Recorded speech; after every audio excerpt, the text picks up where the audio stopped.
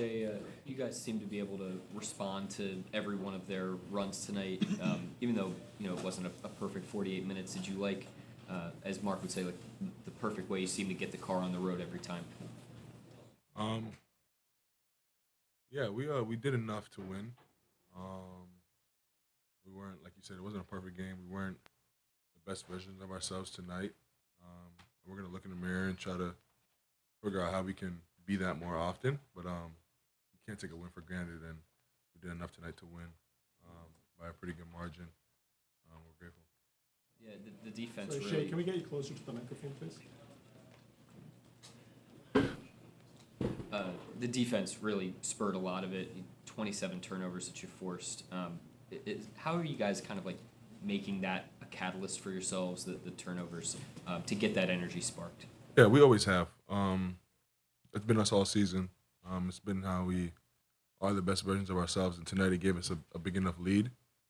But yeah, that's just part of our identity at this point, and what we try to implement into the game every night. Sorry, Chet has 10 dunks over the last two games. Mark has credited that a lot to teams playing up with their bigs. How are you guys exploiting that and getting him so many free runs? Yeah, the last two nights teams have been high in the pick and roll coverage.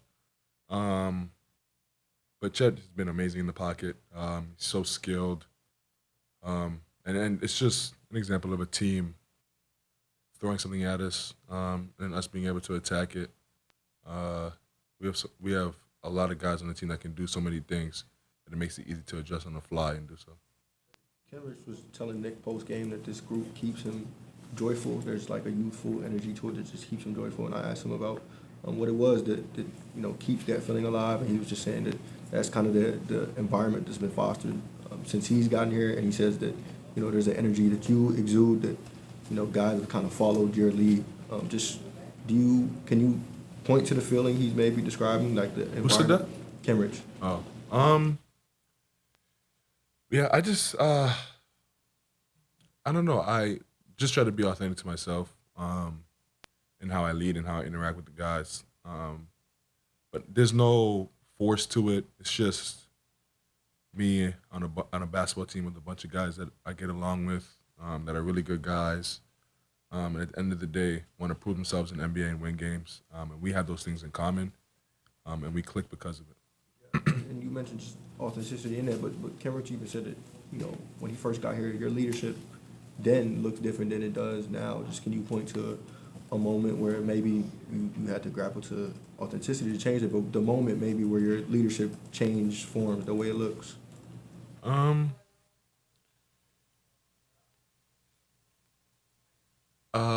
don't know. K Rich, I would just say it's just a maturity.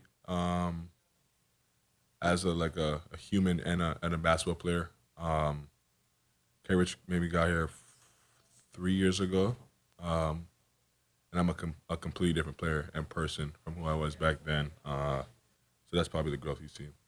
Last thing for me, you just mentioned that a lot of it has to do with authenticity. I imagine that as this team comes more into light, as you as a player comes more into light, there are a bunch of people who don't know what authenticity means to you. Like, what does that mean for you? What does that look like? I'm a pretty easygoing guy. I get competitive on the court, but besides that, I'm easygoing, chill. Don't really do too much. Like to have fun. Those things. Shay, what does it mean to you to come back here and play in this city? Yeah, it's always fun. Uh, Grew up coming to games here, watching Chris Bosh and a bunch of NBA legends play in this building. It's always a surreal moment, and to have my friends and family in the crowd is even more special. Shay, March Madness is obviously happening right now.